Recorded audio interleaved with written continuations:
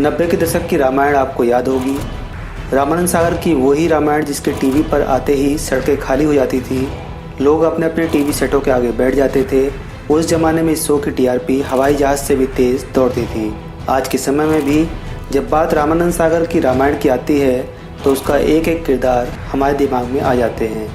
राम, सीता, भरत, लक्ष्मण, हनुमान या फिर रावण, हर किरदार आज तक लोगों के जहन में बसा हुआ है। ऐसा ही एक किरदार था रावण। रामानंद सागर जी की रामायण में रावण का किरदार अरविंद त्रिवेदी जी ने निभाया था। रामानंद सागर की रामायण में काम करने वाले अरविंद त्रिवेदी जी वाकई में एक ऐसे अभिनेता हैं जिन्होंने रावण के किरदार को करके हमेशा हमेशा के लिए लोगों की आंखों में बस गए। इनके किरदार की हर कोई तारीफ करता है। इनके दहाड़ने की आवाज़ को कोई भूल नहीं सकता। वाकई में गरजती आवाज़ और पहाड़ सा शरीर वाले उस रावण की छाप अरविंद त्रिवेदी पर ऐसी पड़ी कि लोग आज भी उन्हें रावण के नाम से ही जानते हैं। अरविंद त्रिवेदी जी का जन्म 8 नवंबर 1937 को मध्य प्रदेश के इंदौर शहर में हुआ था। इनके पिता का नाम जेठालाल त्रिवेदी था। असल ज़िंदगी में राम के भक्त अरविंद का बचपन मध्य प्रदेश के उज्जैन में बीता, लेकिन वो गुजरात में ही पले बढ़े। उन्होंने 12वीं कक्षा तक पढ़ाई मुंबई के भवंस कॉलेज से की थी। ये शाम को रामलीला देखने जाया करते थे। उन्हें रामलीला देखना बहुत ही पसंद था। इनके बड़े भाई जो उपेंद्र त्रिवेदी गुजराती फिल्मों के जाने माने एक्टर थे, अपने बड़े भाई की तरह ही अरविंद त्रिवेदी जी ने भी एक्टर बनने का फैसला किया। शुरुआती दिनों में ये अपने गली मोहल्ले में हो रही रामलीला में एक्टिंग किया करते थे।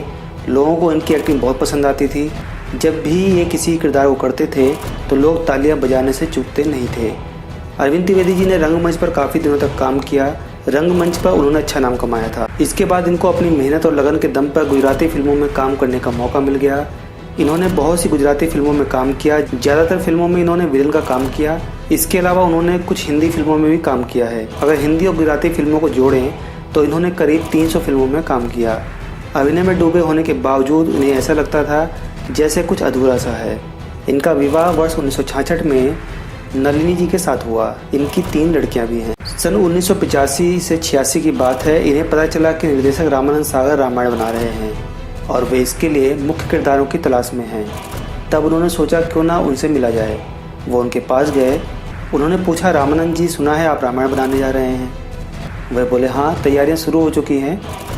तो अरविंद जी ने कहा कि मैं इसमें काम करना चाहता हूँ, मेरे लिए कोई किरदार हो तो बताएं।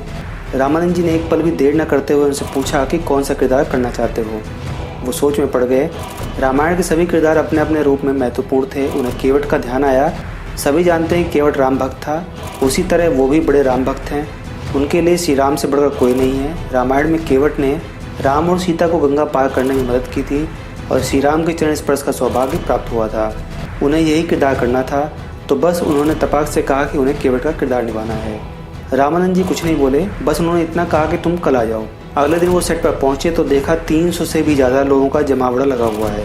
पूछने पर पता चला कि लंकापति रावण के किरदार के लिए ऑडिशन चल रहा है। उन्होंने रामानंद सागर जी के स्टाफ को बताया कि मुझे केवट के किरदार के लिए रामानंद जी ने बुलाया था। वह बोला, इस ऑडिशन के बाद आपको बुलाया जाएगा। तो वो भी एक जगह बैठ गए। अच्छे खासे लंबे चौड़े लोग रावण के किरदार के लिए ऑडिशन देने आए थे। सबका ऑडिशन होने के बाद उन्हें बुलाया गया। उन्होंने अरविंद जी को एक स्क्रिप्ट दी। उसे पढ़ने के बाद वो अभी कुछ कदम ही चले थे कि रामानंद जी ने खुशी से चहकते हुए कहा, बस मिल गया मुझे मेरा लंकेश, यही है मेरा रावण। वो चौंक कर इधर उधर देखने लगे कि उन्होंने तो कोई डायलॉग भी नहीं बोला और एक क्या हो गया। जब उन्होंने उनसे पूछा तो वह बोले, मेरा रावण ऐसा चाहिए जिसमें सिर्फ शक्ति ही ना हो बल्कि भक्ति भी हो। वह विद्वान है तो उसके चेहरे पर तेज होना चाहिए, अभिमान हो, और मुझे सिर्फ तुम्हारी चाल से ही ये विश्वास हो गया कि तुम इस किरदार के लिए सही हो। रामानंद जी जल्दी से किसी को गले नहीं लगाते थे, लेकिन ये कहते ही उन्होंने अरविंद जी को गले से लगा लिया, जो उनके लिए सौभाग्य की बात थी। रावण के इस किरदार को और रामायण को कालजयी बनाने में रामानंद जी को ही सारा श्रेय जाता है। वो लोगों के लिए अरविंद त्रिवेदी नहीं लंकापति रावण हो गए थे। उनके बच्चों को लोग रावण के बच्चे और उनकी पत्नी को मंदोदरी के नाम से पुकारने लगे थे। उन्होंने कभी नहीं सोचा था कि रावण का किरदार निभाकर वो इतना मशहूर हो जाएंगे। सिर्फ भारत ही नहीं बल्कि विदेश में भी लोग उन्हें जानेंगे, उनका नाम याद रखेंगे। उन्होंने कभी नहीं सोचा था। जिस दिन सीरियल में रावण मारा गया था उस दिन उनके इलाके में लोगों ने शोक मनाया था। जब भी वो कार्यक्रमों में गए तो यही पाया कि लोगों के दिलों में रावण के चरित्र की इतनी इज्जत है। लोग आज भी रावण को विद्वान मानते हैं। आज भी दक्षिण में लोग रावण के नाम पर अपना नाम रखते हैं। रावण ने तो राम के जरिए अपने पूरे कुनबे को मोक्ष दिलाया। अगर रावण आत्म केंद्रित होता तो खुद हिरण बनकर मोक्ष प्राप्त कर लेता। रावण काफ़ी उसूलों वाला इंसान था। वह घोर तपी और नियमों को मानता था।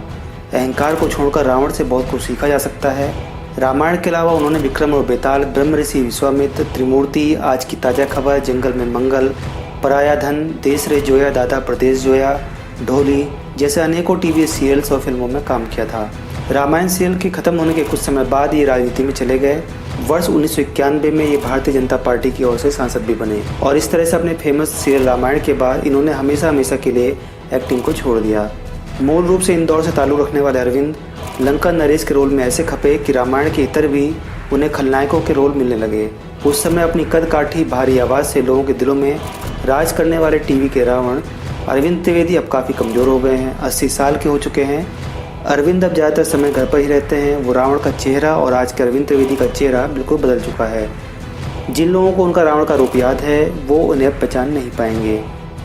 इस वीडियो में फ़िलहाल इतना ही। दोस्तों, ये वीडियो आपको कैसा लगा कमेंट के माध्यम से ज़रूर बताएं। चैनल में नए हों तो चैनल को सब्सक्राइब करें और वीडियो को लाइक और शेयर करना ना भूलें।